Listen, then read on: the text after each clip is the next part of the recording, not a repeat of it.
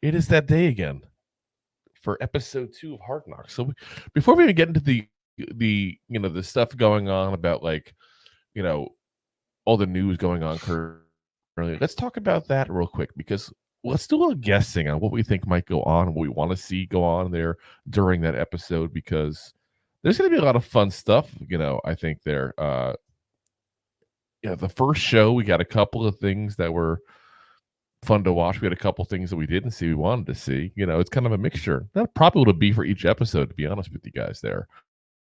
Um, but I know for me, the big one is I want to see more on the Saquon Barkley decision. I don't know why I do, because I feel like this whole thing's being built up into nothing. That Shane never really wanted to go ahead and do anything with them. He figured it out. He went elsewhere. Like that should be the end of it. But this is being drawn out into an interesting drama that isn't even that dramatic. Yeah, like no, that's where I feel like it's kind of being made into. Like Shane has already made it pretty obvious. He made multiple comments in the first episode about 27-year-old running backs with a lot of carries are not a good investment, especially when you're already paying a ton of money. Statistically speaking.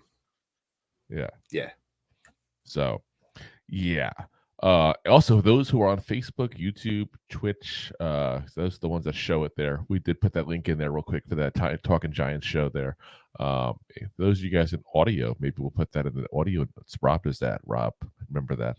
Put that in the notes. Ruh-roh. But yeah, so anyway, Brian Burns, I want to see more about that trade. I want to see more how that developed. I thought that was kind of interesting that happened early on.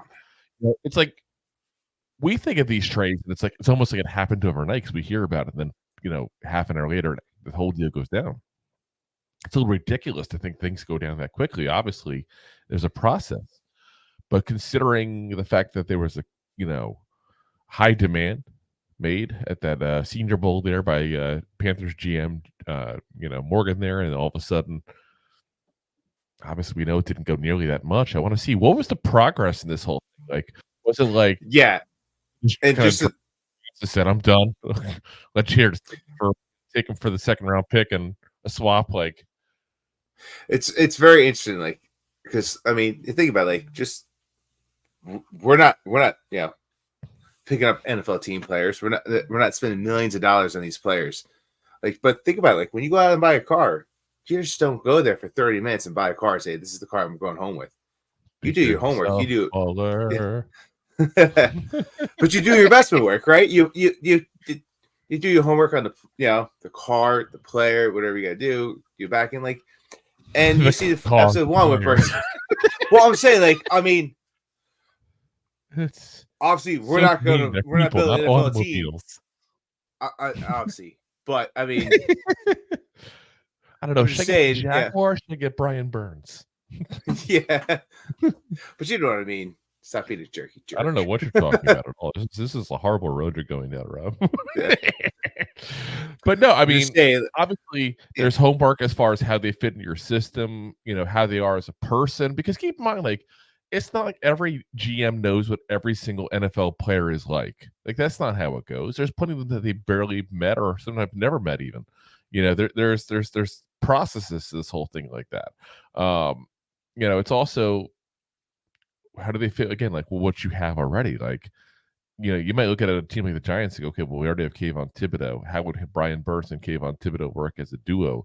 Would they get jealous of each other? Would it push each other? Like, there's those things kind of plan out. So, but yeah, like I said, I'm just curious. Like, my big thing is the return, because of the fact that Dan Morgan asked for a first round or multiple first round picks, and now all of a sudden it's like he gets a second round of a late round swap. It's like, how did we get there? Did he just, like I said, he kind of just drop his pants and give up and just call it a day?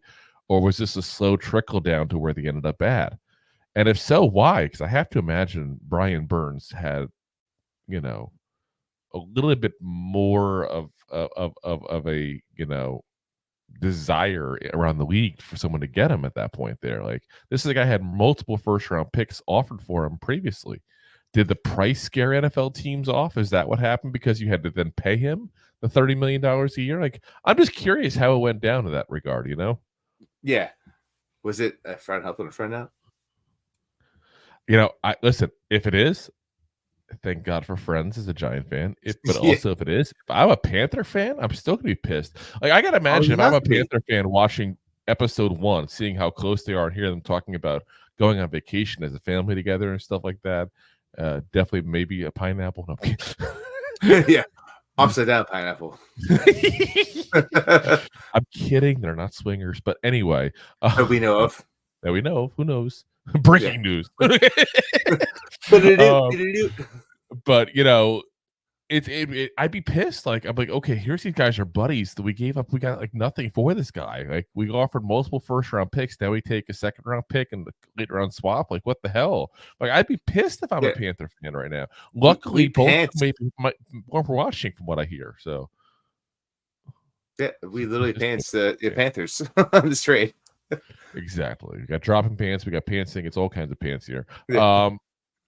Also they mentioned, in the preview they had at the end of episode 1 that it seems like this is going to center around the combine and things of that nature there. So I really want to see the talent evaluating process. And I don't think the Giants are to give up too much. It's not they're like, well, we look at this, we look at that. You know what I mean? Like, they're not going to give away trade secrets, so to speak, there.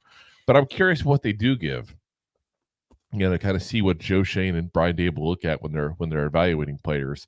I also want to see, out of curiosity, who did they like that they didn't draft? Was there a guy that were really like, okay, that guy was really impressive, and we didn't get a chance to get him?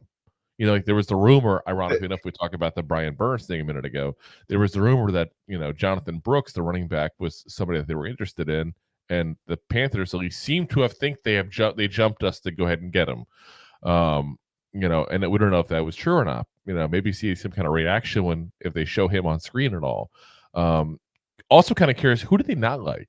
Especially at the quarterback position. I'm curious to see any evaluation notes we get as far as that, because obviously that was the rumor the Giants were going to get a quarterback. We didn't get one. Was that a smoke screen? Was it they just didn't like who was available? There's obviously some variables to it overall. Especially, I'm curious what they thought about. Drake May was the guy that they're rumored to have tried to trade up for. But again, I don't think they're going to show a lot of this stuff, because if they did, hypothetically, you're going to make it look like you didn't want Daniel Jones and he's a silver medal, and you don't want to kill his confidence, and you don't want all that. I was going to say, you're going to be downplaying DJ, and you don't want to do that. I would love the unedited version of this, even if it's a couple of years down the road. I don't care. Like, I would love the unedited version to see exactly what was going on. It'd be fun. It'd be fun to look back at. So. But I'm also curious to see more on the free agency process, see if they show that as well. Obviously we talked about last week, they showed how they evaluated, okay, we need a running back. Here's the running backs available. Here's the defensive players available. Like, they kind of ran it down. Now we can get into the time frame where they started actually signing these guys. And I'm curious, do they get into that? Are they going to see that for next week at that point to stick strictly to the combine? I'm not sure. But I'm curious when it does come time for free agency, for them to kind of give up their thought process. Like, was there multiple running backs they were looking at, but it was a price thing, and it was the first guy who accepted the prices who we got? Or do they want Singletary specifically because of the history with him and Shane and Dable? I'm kind of curious some of that aspects there. The offensive line, for example. I'd love to hear the thoughts on John Runyon Jr., who we talked about before. Excellent pass blocker, but really bad at run blocking. Was a guy that literally came off the field with the Packers at time. We give this guy $10 million a year. Like, I'm curious to see what they're saying. Do they see a flaw they think they can fix in his run blocking? Different things like that. I'm just kind of curious to see. Yeah, 100%. If you like that clip, then you will love the full episodes too. Find us on your favorite podcast app and look for us on all your favorite social media platforms. Thanks so much. Please, I'm begging you. Please.